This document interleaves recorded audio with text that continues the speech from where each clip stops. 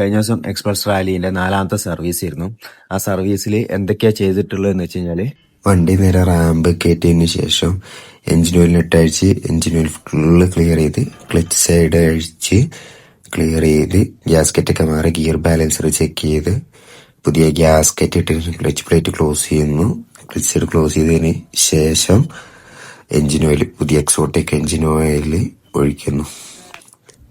ഹീറോന്റെ തന്നെ പുതിയ എഞ്ചിൻ ഓയിലാണ് ഒഴിക്കുന്നത്. പിന്നെ സ്പാർക്ക് പ്ലഗ് അഴിച്ച് ക്ലീൻ ചെയ്ത് ഇടുക. കഴിഞ്ഞ വട്ടം മാറിയതിനാൽ ക്ലീൻ ചെയ്യാണ്. മാറ്റേണ്ടതാണെങ്കിൽ എന്തായാലും മാറ്റുന്നത് നന്നായിരിക്കും. പിന്നെ എയർ ഫിൽട്ടർ സൈഡ് അഴിച്ച് എയർ ഫിൽട്ടർ മാറ്റേണ്ടതാണെങ്കിൽ മാറ്റുക. ഇവിടെ ഞാൻ കുറച്ചും കൂടെ വലിയ പൊടിയാവാത്തതിന് എയർ അടിച്ച് ഫുള്ള് ക്ലീൻ ചെയ്തു.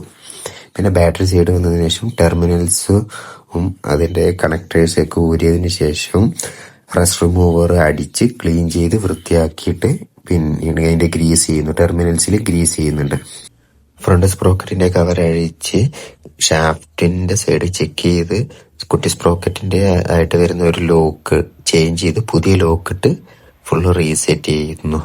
പ്ലേയും കാര്യങ്ങളൊക്കെ നോക്കി ക്രാങ്ക് ഷാഫ്റ്റിന്റെ എന്തെങ്കിലും പ്രശ്നങ്ങളുണ്ടോ എന്ന് നോക്കുക. അതിനുശേഷം ഫുള്ള് റീസെറ്റ് ചെയ്യാം. വണ്ടിയിലെ ബാക്ക് വീൽ അയച്ചതിന് ശേഷം ഡാമ്പർ ബുഷ് സിംഗം ബുഷൊക്കെ ചെക്ക് ചെയ്ത് ചെയ്യാം. എന്റെ ഡാമ്പർ ബുഷ് അവിടെ പിടിച്ചു പോയിട്ട് കംപ്ലൈന്റ് ആയിട്ടുണ്ടായിരുന്നു. ഇതാണ് ഡാമ്പർ ബുഷിന്റെ അവസ്ഥ. അപ്പോൾ ഞാൻ എന്ത് ചെയ്തു, പുതിയ ഡാമ്പർ ബുഷ് ഫുള്ള് സെറ്റ് ചെയ്തു. 150 രൂപ എങ്ങാണ്ട് വരുന്നുള്ളൂ പുതിയൊരു സെറ്റിന്. അതിനുശേഷം ഫ്രണ്ട് കാലിപ്പർ അഴിച്ച് ഫുള്ള് എയർ അടിച്ച് ക്ലീൻ ചെയ്ത് ബ്രേക്ക് പാഡൊക്കെ ചെക്ക് ചെയ്തതിന് ശേഷം ഇട്ടു. പിന്നീട് വണ്ടി നേരെ വാഷിന് പോയി.